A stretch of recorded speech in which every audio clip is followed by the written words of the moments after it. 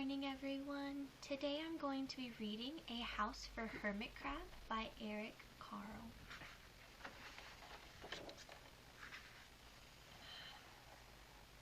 Alright, time to move, said Hermit Crab one day in January. I've grown too big for this shell. He had felt safe and snug in his shell, but now it was too snug. Hermit Crab stepped out of the shell and onto the floor of the ocean. But it was frightening out in the open sea without a shell to hide in. What if a big fish comes along and attacks me, he thought. I must find a new house soon. Early in February, Hermit Crab found just the house he was looking for. It was a big shell and very strong. He moved right in, wiggling and waggling about inside to see how it felt, and it felt just right. It looked so plain, thought Hermit Crab. In March, Hermit Crab met some sea anemones. They swayed gently back and forth in the water. How beautiful you are, said Hermit Crab. Would one of you be willing to come and live in my house? It is so plain, and it needs you. I'll come, whispered a small sea anemone. Gently, Hermit Crab picked it up with his claw and put it on his shell. In April, Hermit Crab passed a flock of starfish moving slowly along the sea floor. How handsome you are, said Hermit Crab. Would one of you be willing to decorate my house? I would, signaled a little sea star, and carefully Hermit Crab picked it up with his claw and put it on his house. In May, Hermit Crab discovered some coral. They were hard and didn't move. But how pretty you are, said Hermit Crab. Would one of you be willing to help make my house more beautiful?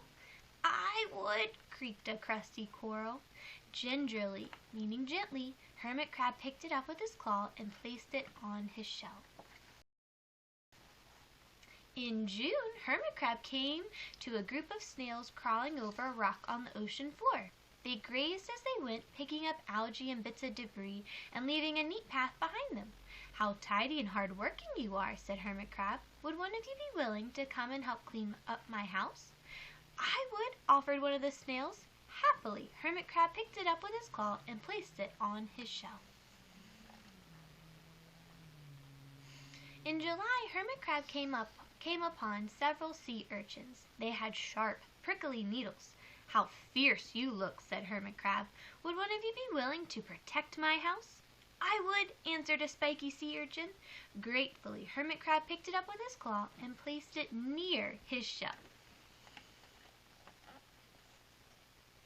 In August, Hermit Crab and his friends wandered into a forest of seaweed. It's so dark, thought Hermit Crab. How dim it is, murmured the sea anemone. How gloomy it is, whispered the starfish. How murky it is, complained the coral. I can't see, said the snail. It's like nighttime, cried the sea urchin. It's very dark on there. In September, Hermit Crab spotted a school of lanternfish darting through the dark water. How bright you are, said Hermit Crab. Would one of you be willing to light up our house? I would, replied one lanternfish, and it swam over near the shell. In October, Hermit Crab approached a pile of smooth pebbles. How sturdy you are, said Hermit Crab. Would you mind if I rearranged you? Not at all, answered the pebbles. Hermit Crab picked them up one by one with his claw and built a wall around his shell. Now my house is perfect, cheered Hermit Crab.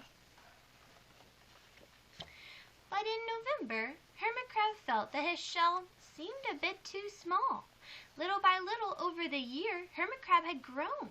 Soon he would have to find another, bigger home, but he had come to love his friends, the sea anemone, the starfish, the coral, the sea urchin, the snail, the lanternfish, and even the smooth pebbles.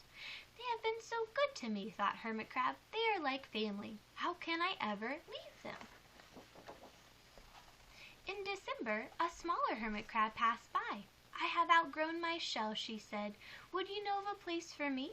I have outgrown my house too, answered Hermit Crab. I must move on, and you are welcome to live here, but you must promise to be good to my friends. I promise, said the little crab. The following January, Hermit Crab stepped out and the little crab moved in. Couldn't stay in that little shell forever, said Hermit Crab as he waved goodbye. The ocean floor looked wider than he remembered, but Hermit Crab wasn't afraid. Soon he spied the perfect house, a big empty shell, and it looked, well, a little plain, but sponges, he began to think. Barnacles, clownfish, sand dollars, electric eels. There are so many possibilities. I can't wait to get started, he said. The end. I hope you enjoyed our book about the house for Hermit Crab.